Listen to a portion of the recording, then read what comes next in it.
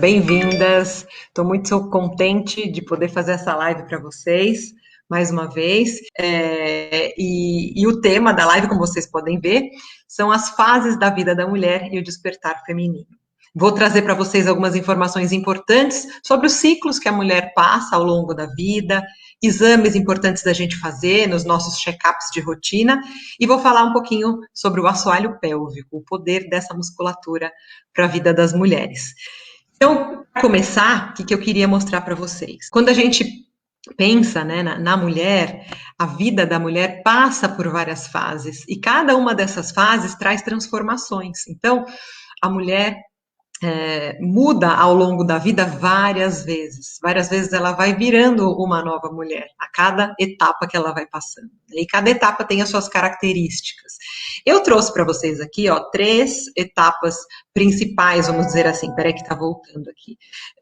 A primeira delas é a menarca. Então, assim, a menina, quando ela menstrua, o que é a menarca? É a primeira menstruação.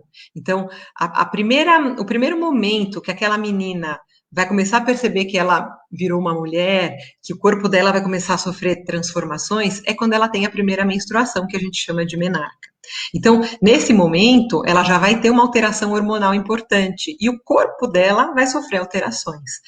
Ela vai começar a ter as mamas, vão nascer pelos nas axilas, no pubis, ela pode ter cólicas, ela pode ficar irritada, e ela começa a ter as ovulações, os ciclos menstruais começam a ocorrer de forma cíclica, ela menstrua, ela ovula, então ela já está entrando no seu período reprodutivo. Tá? Isso vai acontecer na puberdade e varia de menina para menina. Tem meninas que entram na puberdade com 11 anos e tem outras que só com 15. Então, neste momento é esperado que aconteça isso. Tá? E existe essa variação. E a menina começa, muitas vezes, nesse momento, a sentir o corpo diferente, né? Então, o crescimento das mamas, às vezes incomoda, os quadris também ganham outra forma, e às vezes a menina já começa a se incomodar com o próprio corpo. A gente está numa sociedade que valoriza essa questão do corpo, né? O corpo é muito importante para a nossa sociedade. E muitas vezes, já nessa idade, a menina começa a se olhar e não se gostar. Porque a gente ainda tem na cabeça aquela ideia daquele corpo perfeito, que é o corpo que a gente vê na mídia, nas novelas, nas revistas, nas propagandas, e a gente precisa começar a entender que os corpos são diferentes e que não necessariamente a gente precisa ser sempre igual, que as diferenças sim são belas, né? Então aqui, essa primeira fase é quando a mulher entra já no período reprodutivo, ela começa a ovular, os hormônios aí começam a ciclicamente serem liberados, né, durante o ciclo menstrual, e ela está na fase reprodutiva. Aí, um segundo momento que a mulher vai ter transformações é quando ela entra na vida adulta e ela pode ou não, logicamente, né? Mas ela pode engravidar. E as mulheres que engravidam, elas vão ter uma transformação corporal muito, muito importante. Então, além das transformações psicológicas, emocionais, relacionais que acontecem quando a mulher vira mãe, né? Ela vira mãe, ela tem uma parceria, que ela tem que mudar aí esse relacionamento com a parceria, ela vai ter um relacionamento com esse filho, com essa filha, que vai ter que ser desenvolvido, ela vai amamentar, então são vários vínculos e várias situações novas que acontecem e que mexem com a vida da mulher, do casal, né, da parceria e da família. Mas aqui eu vou falar muito mais para vocês dessa questão das transformações do corpo, né? Então, quando a mulher engravida, o corpo dela vai mudar muito, né? Ela vai ter um alargamento da pelve, ela vai ter uma sobrecarga nos músculos ali que estão sustentando essa pelve, ela vai ter uma alteração do centro de gravidade, muitas vezes ela sente um pouco de desequilíbrio até, dependendo do que ela está fazendo. As mamas vão crescer, se preparando para a amamentação, e isso acontece ao longo de 9 meses. Muitas mulheres gostam muito dessa transformação do corpo, outras não gostam nem um pouco, elas se sentem feias, e isso é muito individual. Eu trabalho muito com as mulheres, e eu vejo que tem mulheres que estão se achando maravilhosas quando estão grávidas, e tem mulheres que não veem a hora daquilo passar para o corpo delas voltar ao que era antes. E muitas vezes não volta ao que era antes, né? Dependendo de quanto essa mulher engorda, de como o corpo dela dela se modifica, pode ser que ela não tenha mais aquele corpo que ela tinha antes. E muitas mulheres sofrem por isso, né? E deixam muitas vezes a sua feminilidade de lado quando elas viram mães, porque elas viram mães e param de cuidar do corpo e param de se relacionar com o corpo como elas se relacionavam antigamente.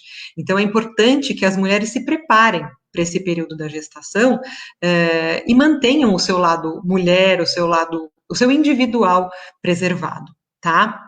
E aí eu coloquei aqui uma figura, né, que eu acho muito interessante, eu me identifico muito aqui, que muitas mulheres que estão assistindo aqui, e que estão nesse período que a gente chama de reprodutivo, né, porque elas ainda estão ovulando ciclicamente, elas podem ter várias gestações ao longo da vida, e muitas vezes nessa fase, que elas viraram mães, que elas têm tantas transformações, elas têm que cuidar da casa, elas têm que trabalhar, elas têm que cuidar do filho, cuidar do relacionamento, das amizades, então é aquela mulher multitarefas, né? Então eu pus essa figura aqui dessa mulher fazendo um monte de coisa ao mesmo tempo. Quem aqui nunca se viu numa situação dessa? Com certeza sim. E muitas vezes essa situação aqui de múltiplas tarefas, a gente cuida da casa, cuida do trabalho, cuida dos filhos, cuida das amizades e deixa de se cuidar. Então aqui mais uma vez, né? Eu acho que é algo que eu quero muito trazer com esse trabalho que eu venho fazendo há um tempo, é alertar vocês de que a gente precisa ter, sim, um momento para cuidar da gente, né? Seja quando a gente está jovem, né, na menarca, seja quando a gente engravida, que o corpo muda e a gente precisa trabalhar esse corpo para que ele modifique, sim, mas modifique não de forma exagerada, para que a gente possa retomar a nossa forma e retomar a nossa produtividade. E aqui nesse momento que a gente está numa fase de trabalho bombando, muitas coisas acontecendo, a gente tem que sempre separar um espaço para nós mesmas, tá? Então a mulher está aqui nessa fase reprodutiva, os hormônios estão lá ótimos, né? Muito estrógeno, a pele bonita, pode ter tido alguma alteração com a gestação, mas a gente consegue recuperar com facilidade, né? E aí, quando que é essa fase, né? Então, essa fase dura mais ou menos até uns 45 anos, em média, isso também pode ter alteração. A partir dos 45 anos, algumas mulheres com mais de 50, isso varia, mas a gente tem uma janela entre os 45 e os 55, a mulher vai primeiro passar por uma fase transitória, que é o climatério, que ela vai começar a ter quedas hormonais e a menstruação dela vai começar a falhar. Ela ainda ovula, ela ainda tem menstruações, mas às vezes ela fica menstruada num mês e ela demora 3 meses para menstruar de novo. Às vezes o ciclo fica alterado, o fluxo fica alterado. Então ela está nessa fase que a gente chama de climatério e que ela pode já começar a ter sintomas. Ela pode começar a já ter os calores, os fogachos. Ela pode começar a sentir que ela está mais irritada. Ela pode perceber que o sono dela não está tão bom. E ela nota também essas alterações aí no ciclo menstrual. Então, ela está no climatério. A partir do momento que essa mulher fica 1 ano sem menstruar, a gente classifica clinicamente esse 1 ano sem menstruar de menopausa. A partir da menopausa, né, quando ela tem a queda, principalmente do estrógeno, essa mulher entrou na menopausa e ela não tem mais vida reprodutiva, né? Ela não é mais capaz de reproduzir, de ter filhos. E aí, ela vai continuar com aqueles sintomas, pode ou não pode ter, tem mulheres que têm mais, tem mulheres que têm menos, mas os sintomas vão estar presentes ao longo do tempo, tá? E muitas vezes as mulheres nessa fase da menopausa, elas também passam a não se sentir mais tão femininas. A nossa sociedade valoriza muito a juventude. Então, a mulher que reproduz, né, a mulher da fase reprodutiva, ela tem valor. Quando ela para de menstruar, quando ela entra na menopausa, que ela vai estar, entre parênteses, velha, ela passa a não ser mais valorizada. Isso, gente, eu tô falando, eu não acredito nisso, tá? Eu tô falando o que eu ouço e o que circula na nossa sociedade, né? O repertório que circula. E isso não é verdade. A gente tem que valorizar, sim, essas mulheres que não estão mais no período reprodutivo, que têm, sim, alterações, mas que podem, com a ajuda de especialistas, e principalmente pensando no autocuidado, serem mulheres muito produtivas, podem começar novas carreiras, podem se redescobrir quando elas entram na menopausa. E é isso que eu quero trazer para vocês, tá? Aí, falando então dessas alterações, né? Quando a gente tá, o corpo principalmente vai sofrer muitas alterações. Lógico que a gente tem todas aquelas questões que eu falei, psicológicas, relacionais, né, culturais, muitas coisas envolvidas. Hoje eu quero falar muito mais do corpo, porque eu sou fisioterapeuta, né, eu trabalho com a saúde da mulher, eu trabalho com o corpo das mulheres bastante, então é uma área que eu posso trazer informações para vocês, tá? Então a gestação, como eu já falei anteriormente, é um período que transforma muito o corpo da mulher. Pense numa mulher que engravidou 4, 5 vezes na vida. 4, 5 vezes esse corpo sofreu alterações, principalmente pelas alterações hormonais. E aí, a gente precisa cuidar desse corpo que foi mexido, que foi sobrecarregado, né? E muitas vezes, inclusive, essas alterações não são só estéticas, são alterações funcionais. A mulher pode ter dor, pode ficar com alterações de funcionalidade, né, para fazer as suas tarefas do dia a dia. Então, a gente precisa cuidar desse corpo nessa fase. A amamentação, gente, vai fazer com que essa mulher tenha um aumento das mamas, que ela fique por muito tempo se dedicando por muito tempo para essa criança, né? Então é uma troca muito, muito, muito importante, que exige muito da mulher, e que pode também alterar o corpo dela. As mamas podem não voltar a ser o que elas eram antes da amamentação, tá? Mas eu recomendo muito a amamentação, mesmo assim. Eu acho que a gente pode amamentar e pode continuar bela naturalmente, tá? E quem não está satisfeito tem intervenções para serem feitas. E quando a gente entra na menopausa, que a gente vai ter aquelas alterações hormonais que eu falei para vocês, nós vamos ter também alterações no corpo importantes. Aqui eu pus essa figura, né, da alteração da pele, então a gente vai ter menos colágeno. Essa pele tem uma tendência a ficar mais desidratada, a ficar mais flácida, e aí os cuidados com a alimentação e com a parte estética, os cuidados com a pele, né, os cuidados dermatológicos são muito, muito, muito importantes para aquela mulher que quer manter uma aparência bonita. E temos também muitas intervenções atualmente que são de uma aparência muito natural e que fazem com que a mulher se sinta bonita.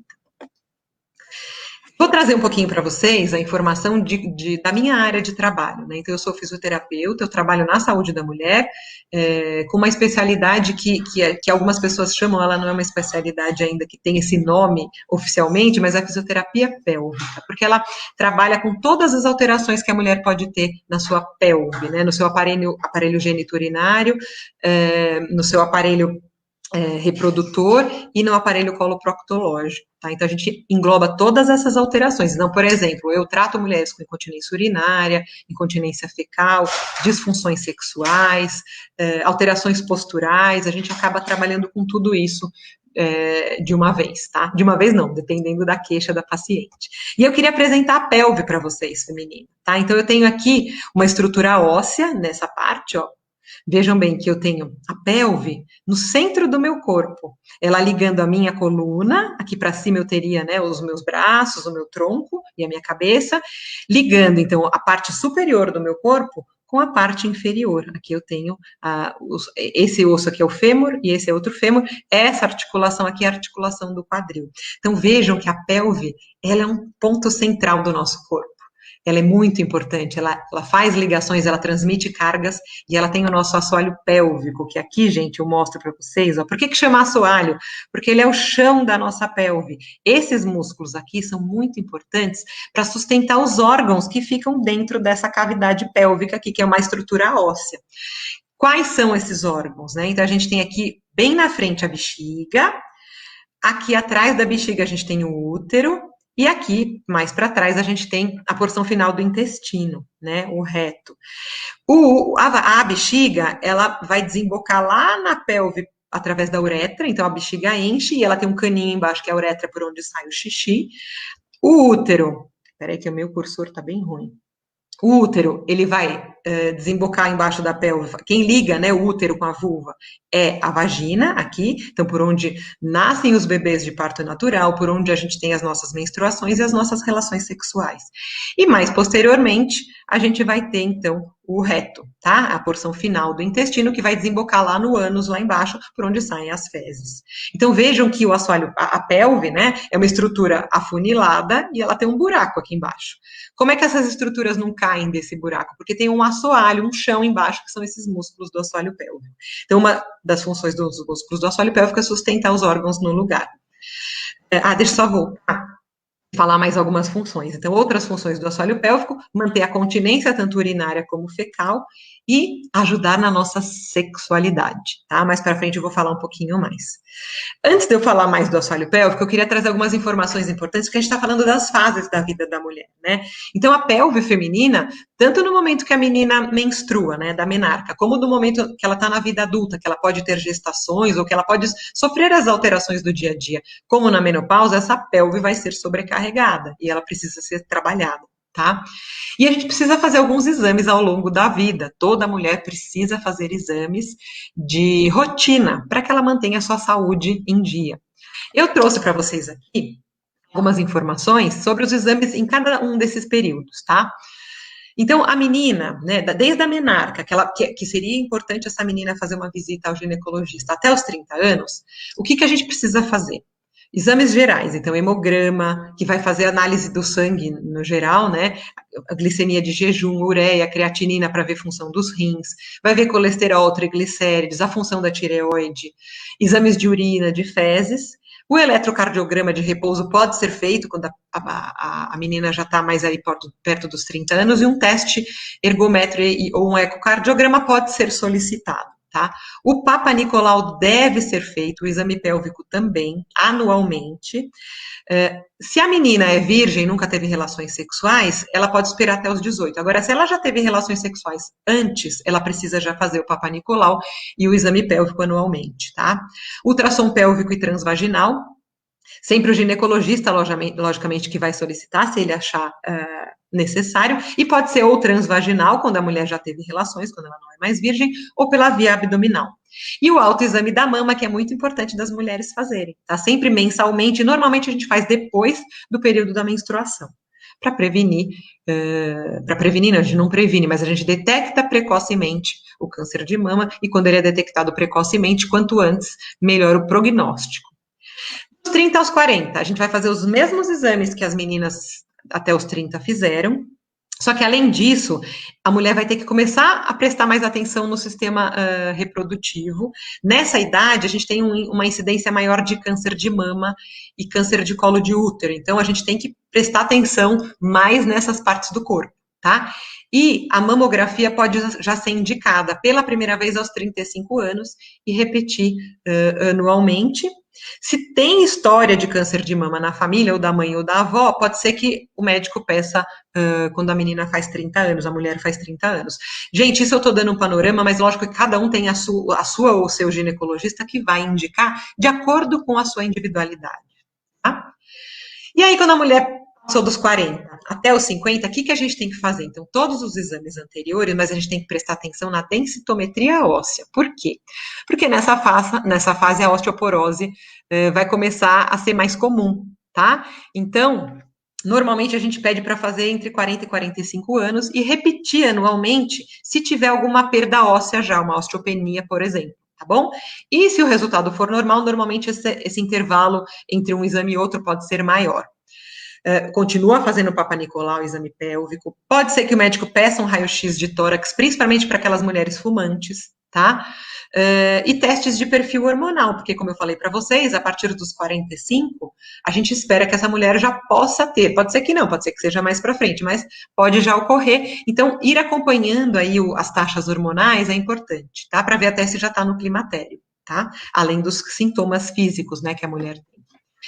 E aí, depois da menopausa? Eu pus isso aqui porque eu tive perguntas a respeito disso, tá? Então, segundo o Ministério da Saúde, se uma mulher não sofre alterações celulares significativas até os 65 anos, não precisa mais fazer o preventivo, quando a gente fala de Papa Nicolau, tá? Ou pode realizá-lo com menor frequência. Isso porque, ao contrário do câncer de mama, o risco de câncer cervical, lá no útero, diminui com o passar dos anos. Gente, eu não tô falando aqui que fez 65 não é para fazer, mas o médico pode ser que peça isso com menor frequência, porque a incidência é bem menor de câncer de útero nas mulheres mais velhas, tá? As ultrassonografias de abdômen total para monitorar bexiga, rim, fígado, pâncreas e vesícula, também vão começar a ser pedidas com mais frequência. Tem médico que pede isso antes, tá? O que eu estou falando para vocês, eu estou falando do panorama geral, e existem individualidades.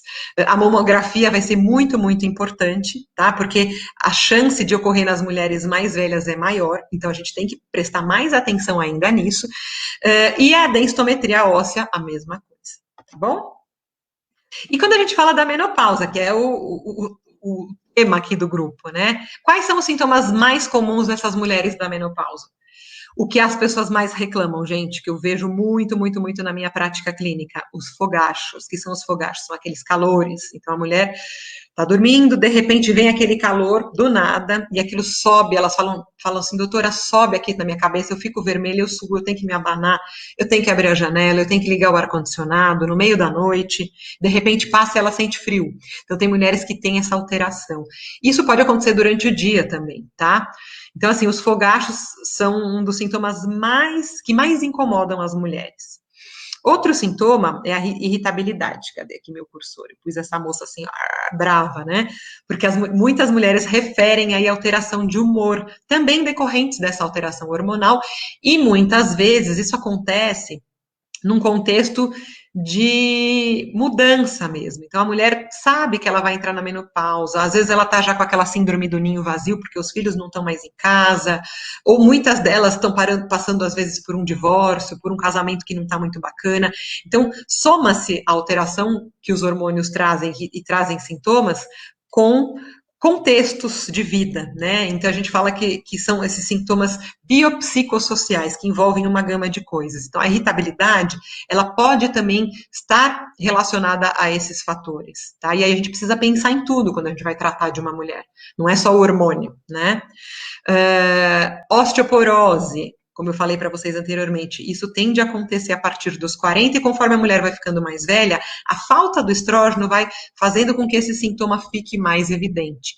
E é muito importante tratar disso, porque a osteoporose, qual que é o grande problema da osteoporose? É a fratura. Então, a mulher que tem osteoporose, ela tem um risco muito maior de fraturas, de quedas, e quando a mulher cai e fratura, por exemplo, o fêmur, a qualidade de vida dela fica muito prejudicada. Então, a gente tem que tratar disso, tá?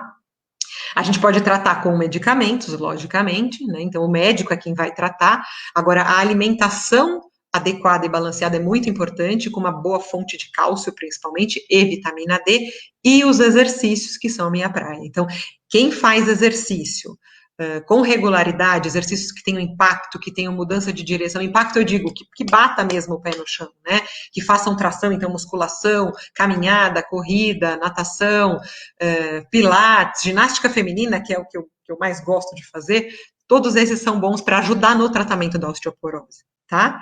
Essa figura que eu pus aqui para vocês, gente, aqui é um músculo com um tamanho normal, é um homem, tá? Mas isso acontece nas mulheres. E aqui é um músculo com um tamanho reduzido. A gente chama isso de sarcopenia, que acontece com o processo de envelhecimento, que é a perda de massa muscular. Então, a mulher, quando ela entra na menopausa, ela tem uma tendência a perder massa muscular e ganhar gordura, e isso tem já a ver aqui com essa foto que eu pus embaixo, dessa mulher aqui que não está feliz com o corpo dela. Ela percebe que ela tem mais gordura, que o corpo dela está mais disforme, com a cintura mais larga, e ela perdeu massa muscular. Isso é uma das coisas que acontece com o processo de envelhecimento, a mudança da composição corporal. A gente ganha mais gordura e perde músculo. E como é que faz? Se a gente fizer exercício, se a gente mantiver uma alimentação adequada, a gente consegue melhorar muito, muito, muito esse aspecto, tá?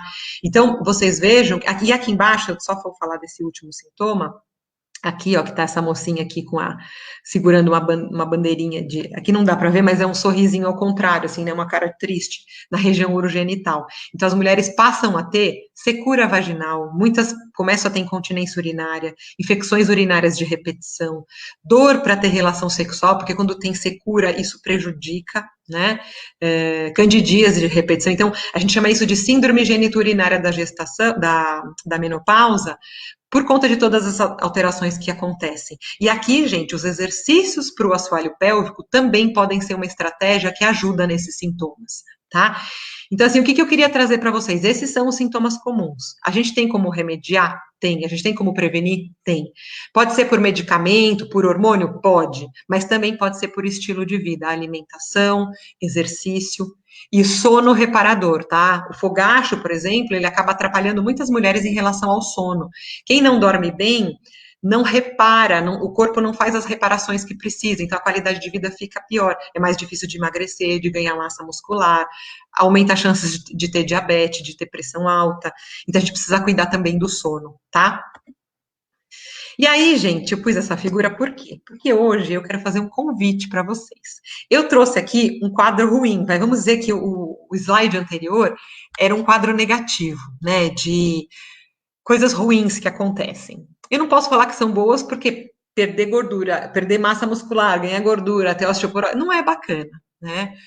Mas o meu convite, que é o que eu trouxe aqui hoje para vocês, é para vocês mulheres que estão entrando, que já estão ou já passaram da menopausa, que vocês pensem em ressignificar esse período da vida de vocês. Apesar de todas essas alterações, apesar da gente sempre desde criança ter ouvido falar que menopausa é ruim, né? Pensa em alguém falando para vocês da menopausa.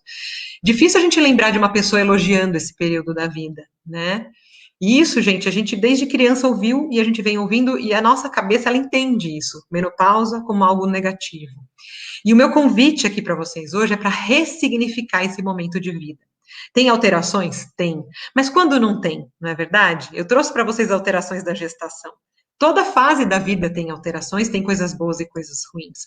E o meu convite é a gente ressignificar, a gente tentar fazer com que essas alterações que a gente tem sejam aconteçam de maneira positiva, mais equilibrada, que a gente consiga fazer com que isso não incomode tanto e a gente descubra coisas muito boas neste período da nossa vida, tá?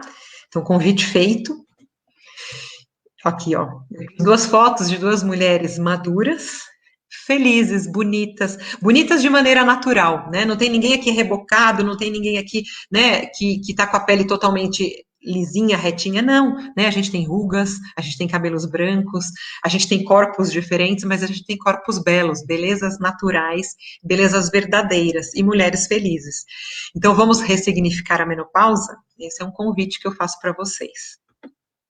E aí, como eu falei anteriormente, para a gente ressignificar, uma das coisas que a gente precisa pensar é no nosso estilo de vida. É algo que eu estou trabalhando muito ultimamente. O ano passado eu entrei numa pós-graduação de medicina do estilo de vida, que é uma não é uma especialidade médica ainda aqui no Brasil, mas a medicina do estilo de vida ela é baseada em 6 pilares, que eu até já falei para vocês aqui na live. Quando a gente tem esses 6 pilares bem trabalhados, a gente consegue melhorar muito, muito a nossa qualidade de vida, a gente consegue ter mais longevidade, e quando eu falo de longevidade, é viver bastante, mas viver bem, tá? Porque não adianta viver 90 anos cheio de problema, né? E aí, quais são esses pilares, né? Então, quando a gente pensa em estilo de vida para ressignificar a nossa menopausa, a gente tem que pensar na nossa nutrição, o que a gente come nos alimentos que a gente coloca dentro do nosso corpo. Isso faz muita diferença, isso é o nosso combustível, a nossa pele, o nosso humor, o nosso sono, eles podem melhorar muito se a gente se alimenta adequadamente. A prevenção de doenças, né? O exercício, gente, exercício para mim, na minha vida, eu tô falando isso porque eu faço isso. Exercício para mim é muito melhor do que qualquer remédio. Eu consigo substituir vários remédios pelo exercício. E tem estudos mostrando que quem se exercita na intensidade adequada e regularmente evita um monte de remédio e consegue melhorar um monte de sintomas. Eu garanto para vocês, tá? Então, alimentação, exercício, evitar substâncias nocivas, tabaco, álcool e drogas é fundamental para que a gente consiga melhorar aí esses sintomas. Gerenciamento do estresse. Por que eu pus gerenciamento, gente? Porque vocês acham que existe uma vida sem estresse? Não existe. O estresse faz parte da vida de todo mundo. E ele, estando na medida certa, ele é até positivo. É o estresse que faz a gente se mexer, a gente mudar, a gente ter novas ideias, a gente mudar de carreira, por exemplo, né? Quantas mulheres, depois dos 50, se reinventaram? Às vezes porque elas estavam muito estressadas com aquela carreira antiga, né? Então, assim, o estresse está presente, mas o estresse em excesso é muito prejudicial. Ele traz doenças, sim, doenças graves, ele piora muito a qualidade de vida, e quando a gente fala de menopausa, os efeitos vão ser muito piores, tá? Então, assim, a gente precisa gerenciar, saber lidar com o estresse, reconhecer o que nos traz estresse e aprender a lidar para que a gente consiga viver de maneira mais adequada, tá? Mais equilibrada. O sono, como eu falei para vocês, dormir bem é fundamental para que o corpo funcione bem, e os relacionamentos saudáveis. Sabe aquela amiga que agora na pandemia você não encontrou mais porque tem que ficar com distanciamento? Vocês perceberam como isso faz falta, né? Tudo bem que a gente fez encontros pelo Zoom, a gente fez lives, mas aquele abraço, aquele happy hour, aquele café, aquele almoço com aquelas amigas que a gente gosta, ou com a família, com aquelas pessoas que a gente gosta, independente de ser amiga, amigo, família, isso é muito, muito importante. Tem estudos comprovando o quanto os relacionamentos são importantes para que a gente tenha melhor saúde, tá? Então não esqueçam de celebrar sempre as amizades. Lembra de ligar depois para aquela tua amiga do peito. Não percam essas conexões, elas são muito importantes, tá? E hoje, né, dentro desses os pilares da medicina do estilo de vida, eu vou falar mais do exercício, porque é a parte que eu mais entendo, que eu mais estudo e que eu já trabalho há muito tempo, tá? E que eu, como falei para vocês, acredito ser um remédio aí. Né? Um remédio não é para curar e para prevenir, para as duas coisas, tá? Quando a gente fala de exercícios, o que é recomendado a gente fazer? Tá? Então vamos pensar, nós mulheres 40 a mais, o que a gente precisa fazer de exercício para que nós sejamos saudáveis, tenhamos uma vida longeva e com qualidade. Então, a gente precisa fazer 150 minutos, olha só, é bastante, né? Mas é por semana, tá? De atividade aeróbica moderada a vigorosa por semana. Aeróbico é aquele exercício cíclico que você faz por longo período. Então, caminhada, bicicleta, corrida, dança, que mais? Natação, aquilo que a gente faz por um período longo, tá? E uma intensidade moderada, vigorosa. Então, não é uma caminhadinha assim, vou para o mercado andando devagarinho, não conta nesses 150 minutos, né?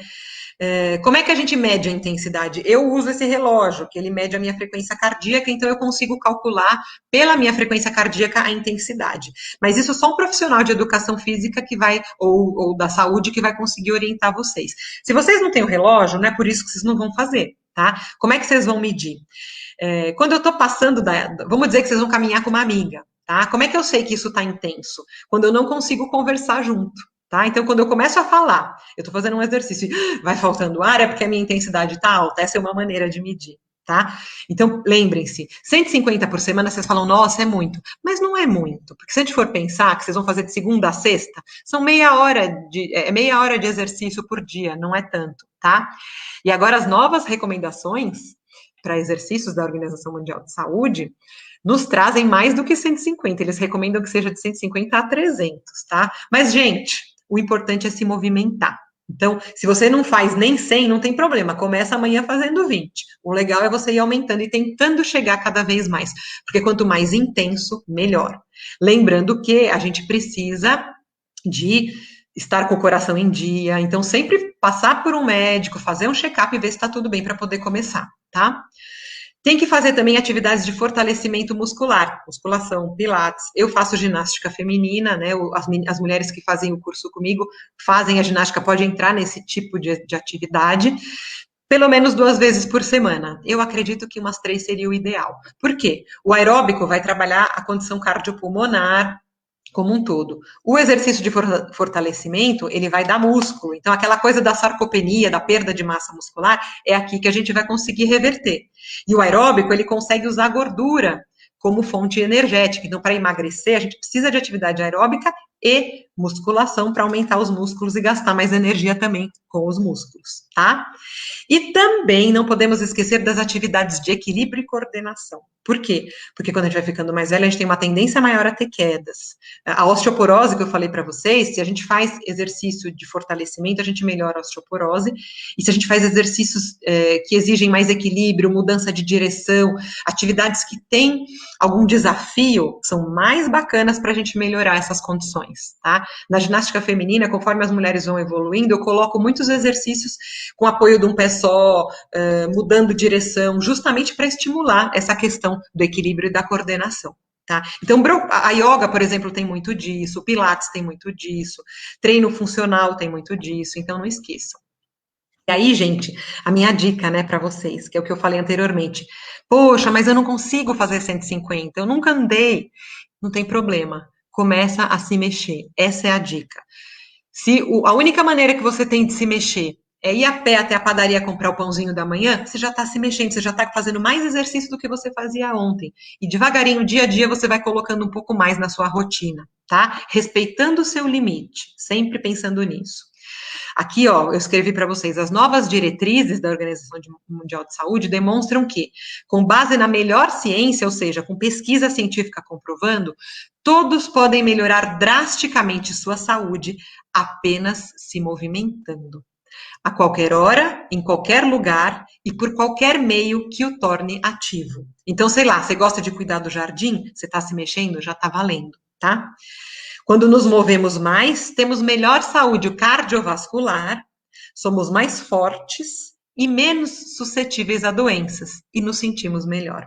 Nessa pandemia, falando em suscetíveis a doenças, muitos trabalhos foram publicados comprovando o efeito benéfico da atividade física na imunidade. A gente já tinha trabalhos anteriormente, mas agora na pandemia, com essa questão de melhorar a imunidade, isso ficou mais evidente. Então, gente, façam um exercício, é minha dica, né? Minha dica. Está escrito aqui, mexam-se.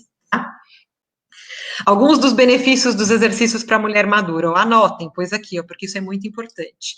Existem evidências científicas fortes que comprovam que a atividade física pode modificar fatores de risco para doenças cardiovasculares. Então, ó, se eu tenho uma tendência a ter pressão alta, a atividade física pode mudar isso. Glicose, diabetes, né? Então, altos níveis de açúcar no sangue, atividade física pode mudar isso. E alterações de peso corporal também, tá? Então, eu consigo melhorar pressão, diabetes e obesidade com exercício. Não só o exercício, mas o exercício é muito importante, tá? Exercício resistido ajuda a manter a massa óssea. Qual que é o resistido? É o que faz força. Musculação, pilates que tem os elásticos, treino funcional, ou a yoga, a ginástica feminina que a gente usa o peso do próprio corpo. Exercício com impacto ajuda a manter ossos saudáveis. O que é impacto? Caminhada, corrida, dança, aquilo que a gente bate o pé no chão, porque essa batida, ela estimula o osso a se refazer e a ficar mais forte, tá? Exercícios ajudam a manter melhor saúde mental. Muitos estudos mostrando tratamentos de problemas de saúde mental, depressão, ansiedade, que foram muito melhor desenvolvidos com a presença do exercício. O exercício, para pessoas, por exemplo, com depressão, o exercício é prescrição junto, lógico, com a terapia, com o medicamento, mas o exercício faz parte do tratamento e ajuda muito, tá?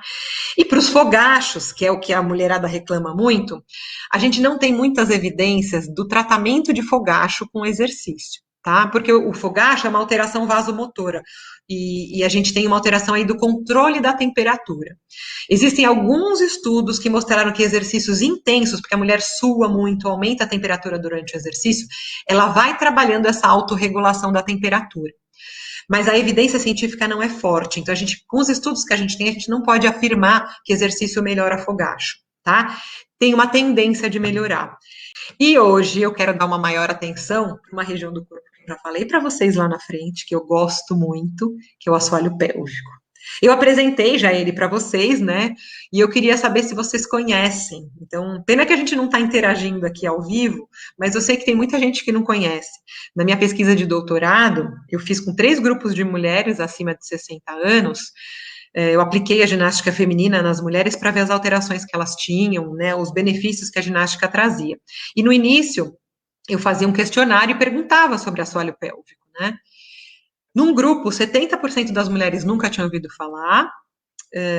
Depois, na verdade, eram 3, aí eu juntei em 2 grupos grandes, né? Então, um dos grupos, 70% nunca tinha ouvido falar, e num outro, nenhuma mulher conhecia.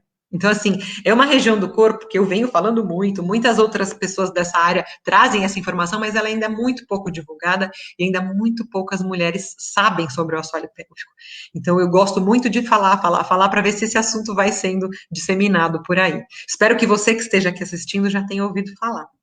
Tá? Então, mais uma vez, vou mostrar para vocês, né? Ele aqui, ó. A gente tem aqui o esqueleto, Aqui são as costelas nessa lateral, ó. Aqui a coluna. Esse aqui é o osso, a pelve, né? Então a gente tem aqui a bacia, o quadril, né? As pernas, e aqui o assoalho fechando essa pelve inferiormente. Tá? Aqui uma figura do assoalho dentro da pelve. Tá? Vejam como ele é importante para fazer esse fechamento. E aqui outra figura, uma vista de cima. Vejam que ele se conecta com o tronco, então ele é muito importante para a postura, tá? Para o equilíbrio e para o que eu já falei para vocês, né? Para a continência, para a sexualidade e para manter essas vísceras no lugar, para minha bexiga não ficar caída, o meu útero não cair, o meu reto não cair. E aqui, mais uma vez, olha como os órgãos estão posicionados, né? Então, eu tenho aqui o assoalho por baixo, aqui eu tenho a bexiga, que desemboca na uretra, então aqui eu faço xixi, né? Aqui eu tenho o útero, por aqui sai o fluxo menstrual, o bebê eu tenho relações sexuais, e aqui o reto, que desemboca no ânus, por onde eu elimino as minhas fezes. Aqui mais uma figura, né, mostrando que este assoalho, ó, ele fica aqui, ó, segurando todas essas vísceras no lugar, ele é muito importante, tá?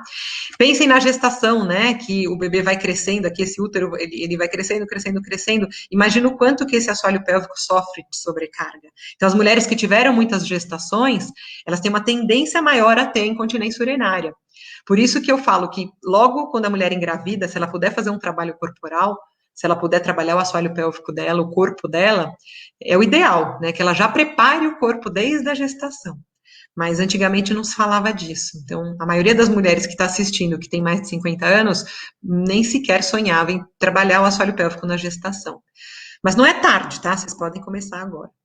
E por que a gente precisa exercitar esse assoalho pélvico, né? Quando eu falo da síndrome gênito-urinária da menopausa, que eu falei para vocês, aquelas alterações da secura vaginal, a tendência a ter incontinência urinária, infecção, candidíase, dor para ter relação sexual, os exercícios vão ajudar muito, eles são muito importantes, tá? Então, quando eu trabalho os exercícios do assoalho pélvico, eu melhoro a sexualidade, eu melhoro os sintomas urinários, eu posso diminuir a minha incontinência, eu posso ter um controle maior da bexiga. E quando eu trabalho, aqui eu pus essa foto para vocês, vocês vejam que eu não estou fazendo, não é pompoarismo, tá, gente, que eu estou falando aqui. O pompoarismo, ele é muito focalizado no assoalho pélvico. Quando eu falo da ginástica feminina, que é o trabalho que eu faço, eu trabalho os músculos do assoalho pélvico de forma global. Então, vocês vejam aqui, eu estou numa posição, ó, eu estou apoiada num joelho só, estou erguendo uma perna e estou tirando um outro braço. Aqui eu estou trabalhando equilíbrio, coordenação, que são aquelas situações que eu falei para vocês que são importantes para estimular o corpo como um todo, tá? Aqui eu estou em 4 apoios fazendo uma preparação para um exercício que vai ativar meu assoalho pélvico nessa posição. Aqui é avançado, tá? A gente começa deitado, a gente vai de um fácil para um difícil. Esse aqui seria já um difícil, tá? Mas por que eu falo para trabalhar na globalidade? Pensar no assoalho pélvico e nos outros músculos do corpo que estão ali trabalhando junto. Porque quando a gente faz de maneira global, eu melhoro todos os aspectos relacionados à minha atividade física, né? Então eu melhoro a força, a resistência, a flexibilidade, a coordenação, o equilíbrio, que é isso que eu quero trazer na ginástica feminina. É bom trabalhar o assoalho pélvico sozinho? É bom, é importante, tanto que eu sempre começo com ele sozinho para vocês aprenderem a fazer. Mas é bom saber fazer o exercício do assoalho pélvico com o corpo todo conectado, porque a gente é um corpo todo, né? E quando eu falei para vocês no começo da pelve aqui, no começo da live, que a pelve é o centro do corpo, e o assoalho pélvico tá ali, ele liga com o resto do corpo. Então, eu tenho que trabalhar na globalidade, tá? E aí, gente, quando eu falo de sexualidade, eu quis trazer isso para vocês, porque eu sei que é uma queixa também muito comum. Então, os fogachos, essa dificuldade na sexualidade, são algumas queixas que eu ouço muito, além da incontinência. Quando eu falo de sexualidade, eu falei, né, no slide anterior, ó, que melhora a sexualidade. Não quero falar aqui que só fazendo exercício de assoalho pélvico vocês vão resolver tudo. Não, por quê? Porque a sexualidade, ela é multifatorial. Quando eu penso em desenvolver a minha sexualidade, eu penso na parte física, logicamente, então aqui eu estou falando especificamente do assoalho pélvico, né? Se eu tenho uma secura vaginal, se eu tenho algum problema ali na região da urogenital, isso pode dificultar. Mas envolve também as relações, então não tem como eu ter uma boa sexualidade se o meu relacionamento com a minha parceria não tá legal. Se eu tenho uma parceria que não me respeita, que abusa verbalmente de mim, né? Então, para a sexualidade estar bem, eu preciso ter o meu físico bem trabalhado, as minhas relações precisam estar bacanas, as minhas emoções precisam estar bem. Se eu tive um trauma na infância, ou na adolescência, ou um trauma recente, provavelmente o meu corpo vai negar essa sexualidade por algum motivo, porque é uma emoção que me lembra algo ruim, né? Se eu tenho um trauma. Então, a gente tem que pensar que isso interfere muito, né? Então, às vezes, eu posso ter uma secura vaginal, não somente por conta de uma alteração hormonal, mas porque a minha emoção para aquela situação não tá bacana. E aí eu preciso pensar nisso também, né? E a cultura que a gente tá, porque às vezes eu fui ensinada desde criança que ninguém pode encostar em mim, que isso é feio, que eu só posso fazer isso com uma pessoa na vida. Então, várias coisas que vão falando pra gente ao longo da vida, e que na nossa cultura isso é muito comum, elas interferem na maneira como a nossa sexualidade vai se desenvolver, tá? E lembrando também, gente, que sexualidade não é só sexo. A gente fala de sexualidade, a gente pensa em relação sexual, né? Não, sexualidade é prazer, é a gente estar bem. Se eu vou num concerto de música e aquilo me dá prazer, eu me sinto plena, eu estou desenvolvendo a minha sexualidade também, tá? Então vamos descobrir a nossa sexualidade da maneira mais ampla, não só na penetração. E quando eu falo de relação, as pessoas ainda minimizam mais ainda, é penetração. Não, tem muitas outras formas de se ter prazer, de ficar feliz, não só na penetração. Penetração também, mas não só ela, tá? E aí, por que eu tô falando isso? Eu vou entrar na parte física. Lógico que quando eu trabalho as questões de sexualidade, eu trabalho com várias pessoas junto, porque é uma questão multifatorial. E aí, gente, olha, vejam a vulva aqui externamente, né? Então, a gente tem uma vulva aqui, né? Então, aqui, o que a gente vê? O ânus, a vagina, a uretra e o clitóris aqui. E aí, quando eu corto isso e olho dentro, vejam só os músculos do assoalho pélvico. Olha que lindo, tá? Então, eu tenho músculos circundando aqui o ânus, eu tenho músculos aqui, ó, ao redor da vagina, aqui tá a minha uretra e aqui tá o meu clitóris. E eu tenho músculos, esses dois aqui, ó, que eles se ligam diretamente no clitóris. Então, vocês pensam que se esses músculos estão fracos, o que vocês pensam que pode acontecer? Pode ser que a minha sexualidade não se desenvolva plenamente, né? Então, a gente tem alguns estudos mostrando relação entre fraqueza da musculatura do assoalho pélvico e disfunção sexual. Então, melhorar a condição desses músculos, fazendo exercícios específicos e depois exercícios que conectem o assoalho pélvico com o resto do corpo, com certeza vai trazer melhora da minha sexualidade. Já estou acabando, tá, gente? E a feminilidade? Por que a gente falou da feminilidade? Eu estou falando muito nisso, né? Que a gente falou que às vezes a mulher se esquece, se deixa de lado. E as mulheres que se exercitam de forma global, eu falo isso porque eu já tenho vários grupos de ginástica feminina e eu fiz pesquisas sobre isso com esses grupos, tá? Então, eu posso afirmar. Então, essas mulheres que se exercitam de forma global e que trabalham exercícios pélvicos, elas se sentem mais femininas ao longo do tempo. Elas despertam a feminilidade, elas voltam a se olhar, a cuidar do próprio corpo. Muitas vezes despertam a sexualidade, melhoram a incontinência, que era algo que estava fazendo com que elas se sentissem mal. Então, trabalhar o corpo de forma específica na região pélvica e depois transformar isso para o global, vai trazer mais feminilidade, sim, tá? Isso é muito importante. Então, essas mulheres despertam o feminino e valorizam mais o seu próprio corpo, ficando mais bonitas de maneira integral. E ainda digo de maneira natural, porque a gente tem que valorizar a nossa beleza, cada uma tem a sua. Não precisa ser uma beleza do padrão que está na novela, que está na revista. Tá? Procurem a sua beleza, descubram a sua beleza, toquem o seu corpo, conheçam o seu corpo e vamos valorizar as mulheres. Acho que essa é uma maneira da gente ressignificar esse período de vida. Muito obrigada pela presença e até a próxima.